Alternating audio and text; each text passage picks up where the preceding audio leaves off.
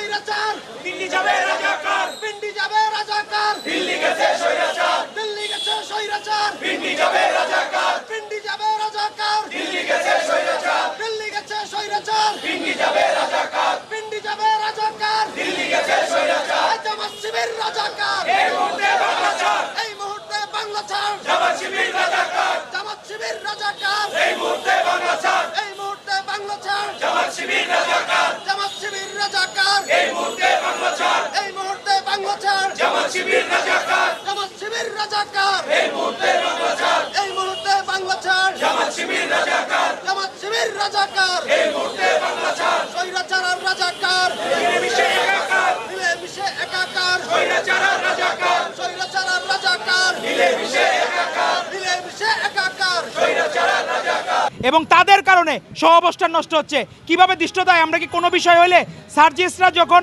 বা নাহিদরা, আপনার নাহিদের নামে এখন ফ্ল্যাট, সে নাকি 1 কোটি টাকার ফ্ল্যাট কিনছে, আমরা কি এখন সরাসরি সেই জায়গাগুলো এখন ধরা শুরু করব?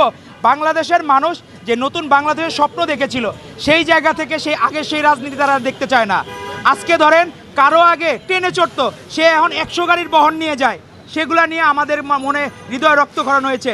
আজকে ধরেন শিবির যে গুপ্ত রাজনীতি, তাদের কি অবদান আপনি বলেন? 5ই আগস্টের আগে আজকে সাংবাদিক ভাইরাই জানেন কে শিবির করতো? আপনারা কোনোদিন বলতে পারবেন না। আজ পর্যন্ত তাদের কমিটি প্রকাশ করছে না।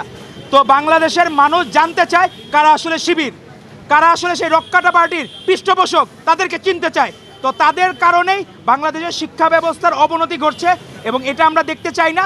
তারই প্রতিবাদে সকল জায়গায় মব সৃষ্টির প্রতিবাদে শিক্ষার সুষ্ঠু পরিবেশ বজায় রাখা, অব্যাহত রাখার জন্য আমরা আজকে আমাদের এই বিক্ষোভ মিছিল বাংলাদেশ জাতীয়তাবাদী ছাত্রদল নয়াপল্টন থেকে শাহবাগ পর্যন্ত আমাদের এই বিক্ষোভ মিছিল এবং এই 5ই আগস্ট পরবর্তী সময়ে আজকে সর্ববৃহৎ ছাত্রদের বিক্ষোভ মিছিল হবে শিবিরের বিরুদ্ধে, অপরাজনীতির বিরুদ্ধে, সকল অপরাজনীতির বিরুদ্ধে।